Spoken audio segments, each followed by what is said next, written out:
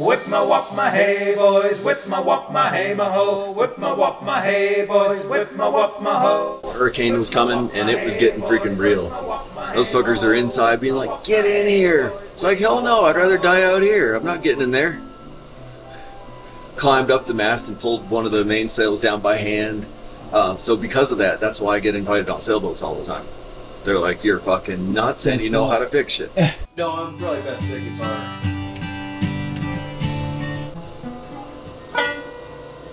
Music play in one word, mellow. Even though you get rowdy sometimes, mellow. I would say the same about glass blowing as well. Mellow. I don't like loud music. I like to just meditate and let the glass turn into what it wants to. My name is Jamie Lang. I've been blowing glass 28 years. I am from New Hampshire, right out of Concord. Concord, New Hampshire. I've seen Jerry about 60 times. I have burned myself on a regular basis. You always will. You'll always get a little clumsy sometimes and not pay attention. I'm just coming off. This was a real good burn that I did in Kentucky. And you just kind of get used to it. You know, it doesn't feel good, but you did it.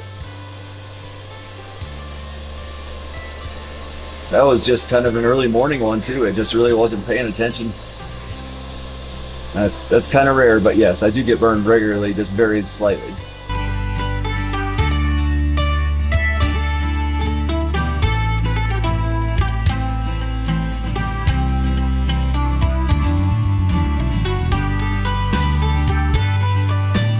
Paddle is made of graphite, as are most of my tools, because it does not stick to glass and it does not absorb heat from the glass. I like all sorts of mediums of art. I'm kind of not stuck with the curse by any means, but I'm not half bad at it after 28 years. It makes me a living. I still love what I'm doing. Never had a real job. I don't know, so we'll see. But I plan on doing this probably more now that I'm getting older. I've been able to live a more or less retired life my whole life. You know, we call it balling on a budget. You know, I still sleep in the back of cars. You know, even though we can have nice things, I like to travel a whole lot. But I love the freedom that comes with glass blowing. I can work anywhere in the world within a couple of phone calls.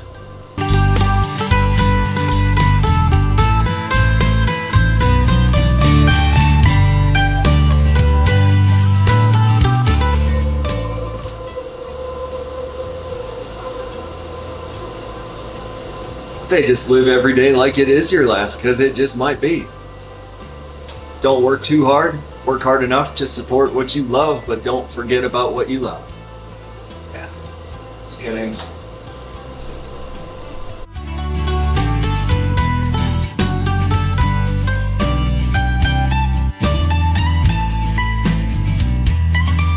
That's my Gibson SG. Why is that a replacement? Because one of the best guitarists that I've ever known owned it. You can't really hardly find that year anyways. It's a 50-year replica, but he had a bad habit and it was going to the pawn shop, so I saved it from the pawn shop.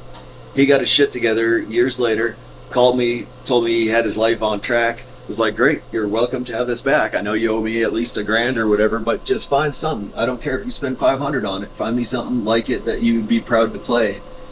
And then a couple days later, I get the call that he relapsed and he was dead. What? So, and his grandmother called and said, can I buy that guitar back? She's like, I don't know how much he owes you. I was like, I thought about it for a second. I said, ma'am, and I knew her personally.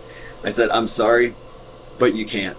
Because all it's going to do is sit in a case in your house until you pass away, and I'm going to play that thing like I love it every day. She's like, okay, point taken. Wow. So I do. That's got his energy in it. It's so good.